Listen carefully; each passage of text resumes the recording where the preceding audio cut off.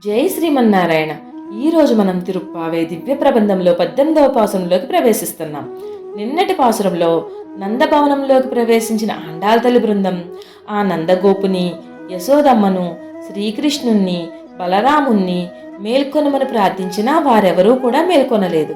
భగవత్ ప్రాప్తి పరిపూర్ణంగా కలగాలంటే ఆ శ్రీకృష్ణ పట్టమహిషి పురుషకారము నప్పిన్న పిరాట్టి అయిన ఆ నీలాదేవి అనుగ్రహం ప్రధానమని గ్రహించిన గోపికలందరూ ఆమె భవనం ముందుకు చేరి ఏ విధంగా మేల్కొలుపుతున్నారో ఈ పాసురంలో తెలుసుకుందాం.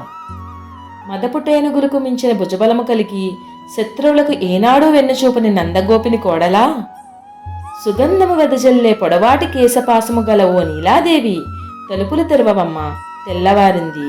కోళ్లు అంతటా చేరి అరుస్తున్నాయి. ఆ మాధవీలత పాకిన పందిరి మీద కోయిల గుంపులు గుంపులుగా చేరి నీ వద్ద రాగాలు నేర్చుకొనుటకు, నెమళ్ళు నాట్యం నేర్చుకొనుటకు నీ రాకకై ఎదురు చూస్తున్నాయి. చేతిలో పూలబంతితో నిద్రిస్తున్న ఓ మేల్బంతి నీలాదేవి, నీ చేతి గాజులు గల్లు గల్లు మనగా తలుపులు తీయమ్మా అని ఆండాళ్ తల్లి బృందం ఆ లక్ష్మీదేవిని ప్రార్థించడం జరిగినది. ఆండాళ్ దివ్య తిరువిడుగలే శరణం.